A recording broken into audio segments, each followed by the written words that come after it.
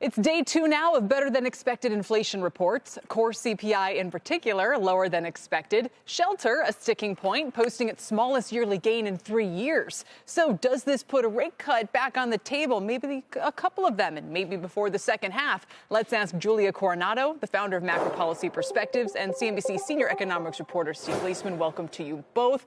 Steve, I hate to do this right away, but 2 in a row. 2 in a row. Come on. Not bad, and look at the reaction. Right. What are the odds for rate cuts at this point? Let's put them up right away. We just refreshed the chart with my terrific producer, Krista Lau. And they're higher, but they're not high in the sense that if you take a look at it, everything until May is still below 50%. You get to June, you're at 63%, which is better than 50, but it's not tremendous conviction. And the important thing is, folks, if you're on the radio, it goes May, June, and then December for the second cut. So just so you understand that, where it says December 2nd, we're looking at the probability of another cut after that. And that's still below 50%.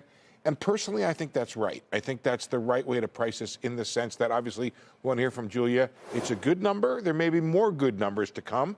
But the issue here is there's a lot of uncertainty. We have to start the count again about the Fed being confident in 2% inflation. Julia, weigh in here.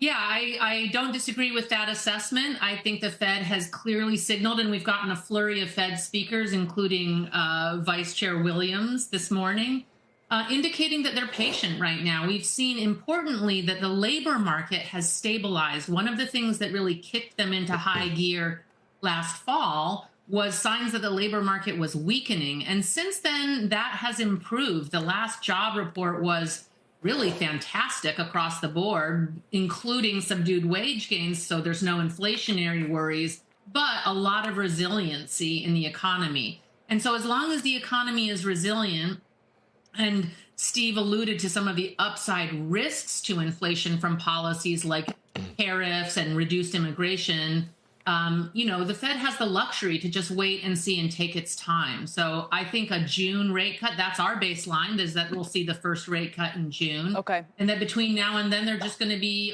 in wait and see mode as they gauge exactly what policies are going to be forthcoming. You know, it's a sigh of relief, Steve, because a lot of the inflation data and everything going on in the market in recent weeks had really been a lot more hawkish, right? Even just this repricing of rate cuts. Right. Now we're starting to talk about rate hikes. Bring me up to speed. What has been the Fed speak? I've been seeing Williams headlines today and so forth. What's the latest John there? is confident that they're going to, John Williams is confident that they're going to bring the rate down, the inflation rate down to 2%. But they say it's going to take some time, and it could be choppy along the way.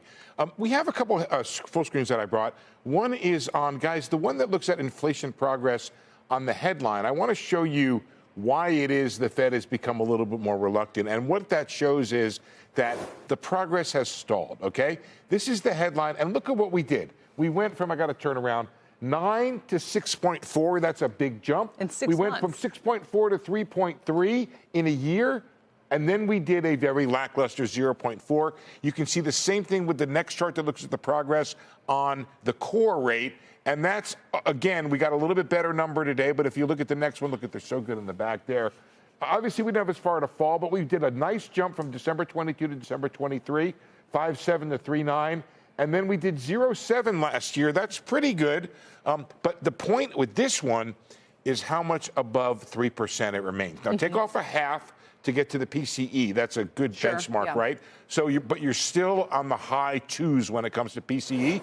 Today's number we had, and let's ask Julie if she has a number. I saw people pencil in a 0.13 to 0.18. That would give you on the core, I think it's a 2.8% year-over-year rate for the PCE. For the Fed. So again, just so people are tracking with this, Julia, the CPI is the big headline one. Might matter if you're on Social Security, but the personal consumption expenditure gauge is a little bit more flexible and, dynamic, I guess, for lack of a better word. The Fed likes to follow it. So people are taking from yesterday and today and saying, hey, we might only be up a little more than a tenth again on this reading, which I think is what happened last month. Yeah, and they have been more benign, and we are in line with the range that Steve cited. We're at 0.16 for core PCE, which is mandate consistent and benign.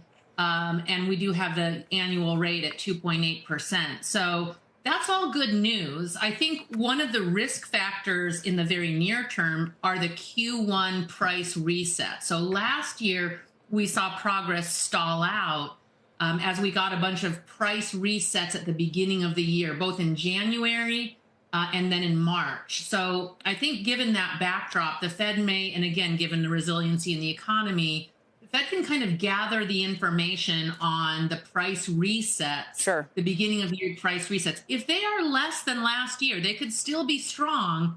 But if they're less than last year, then we could see a jump down in the annual rate. And that's what we have in our forecast. We have a nice jump down in January to 2.6 from 2.8, Hey, even Julia? with some price resetting. Julia,